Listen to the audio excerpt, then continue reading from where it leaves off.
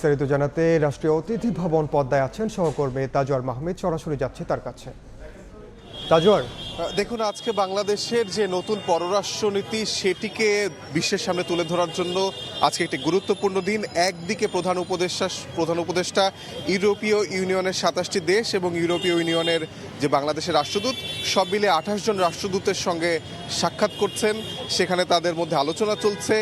অপরদিকে ভারতের পররাষ্ট্র সচিবের সঙ্গে বাংলাদেশের পররাষ্ট্র সচিবের বৈঠক চলছে এবং সকাল ১১টায় সেই বৈঠকটি শুরু হয়ে রাষ্ট্রীয় অতিথি ভবন পদ্মায় এখন পর্যন্ত চলমান রয়েছে। অর্থাৎ ৩ ঘন্টা ধরে যে বৈঠকটি চলমান রয়েছে সেখানে কিন্তু নানা বিষয় নিয়ে আলোচনা হচ্ছে। দ্বিপাক্ষিক সম্পর্কের যে টানাপোড়েন সাম্প্রতিক সময় তৈরি হয়েছে, বিশেষ করে শেখ হাসিনা পতনের পর ভারতে পালিয়ে যাওয়ার পর দুই দেশের সম্পর্কে, বিশেষ করে ভারতের গণমাধ্যমে বাংলাদেশে নানা ধরনের অপপ্রচার চলার কারণে দুই দেশের মানুষের মধ্যে কিন্তু কিছুটা দূরত্ব তৈরি হয়েছে, দুই দেশের পররাষ্ট্রনীতির মধ্যে কিছুটা দূরত্ব তৈরি হয়েছে। সেই সব বিষয় নিয়ে আজকে ফরেন অফিস কনসালটেশনে দুই পররাষ্ট্র সচিবের মধ্যে বৈঠক হচ্ছে এবং দুজনেই কিন্তু নবনিযুক্ত। অর্থাৎ এই আজকের যে বৈঠক সেটি কিন্তু আসলে আগামী দিনে বাংলাদেশ ভারতের সম্পর্কের গতিপথ অনেকটাই নির্ধারণ করে দেবে, এটুকু বলা চলে।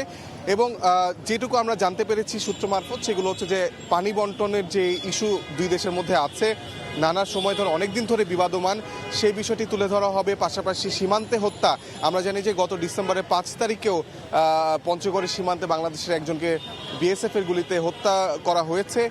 সেই ৫ আগস্টের পরেও কিন্তু আমরা দেখেছি যে ৩ জন বাংলাদেশি সীমান্তে হত্যা হয়েছে। এই গুরুত্বপূর্ণ বিষয়টি, সীমান্ত হত্যা, দুই দেশের মানুষের মধ্যে কিন্তু, বিশেষ করে বাংলাদেশের মানুষের মধ্যে কিন্তু ভারতের প্রতি একটা যে বিরূপ ধারণা সেটা কিন্তু তৈরি করে আসছে অনেক দিন ধরে। কিন্তু গত ১.৫ দশকে ভারতের প্রতি করা বা প্রতিবাদ কিংবা বার্তা এই সীমান্ত হত্যা বিষয়ে দিতে দেখা যায়নি, যেটি ৫ আগস্টের পরে আমরা দেখেছি লাগাতার প্রতিবাদ দেওয়া হয়েছে।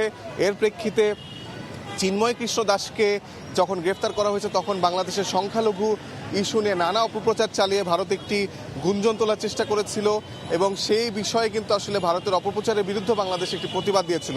অর্থাৎ সব মিলিয়ে দুই দেশের সম্পর্ক যে টানাপোড়েন চলছে, সেই সম্পর্কে টানাপোড়েন ঘোচাতে এই বৈঠক, দুই দেশের পররাষ্ট্র সচিবের বৈঠকটি কিন্তু অনেকটা গুরুত্বপূর্ণ বলে অনেকে মনে করছেন। এখানে বাণিজ্য বিষয় আসবে, দুই দেশের সীমান্ত বিষয় আসবে, পানি বন্টন ইস্যু আসবে এবং বিশেষ করে ভিসা ইস্যু, যেটি আসলে দুই দেশের মধ্যে ৫ আগস্টের পরে কিন্তু অনেকটাই স্তীমিত হয়ে পড়েছে, সেই বিষয়ের যে জটিলতা নিরসনে সে আলোচনাও কিন্তু আসবে। এরপরে আমরা ভারতের পররাষ্ট্র সচিবের একটি ব্রিফিং আছে এবং বাংলাদেশের পররাষ্ট্র সচিবেরও কিন্তু একটি ব্রিফিং আছে।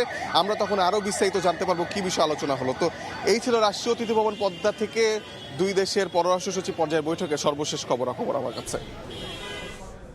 সরাসরি যুক্ত ছিলাম রাষ্ট্রীয় অতিথি ভবন পদ্মায়।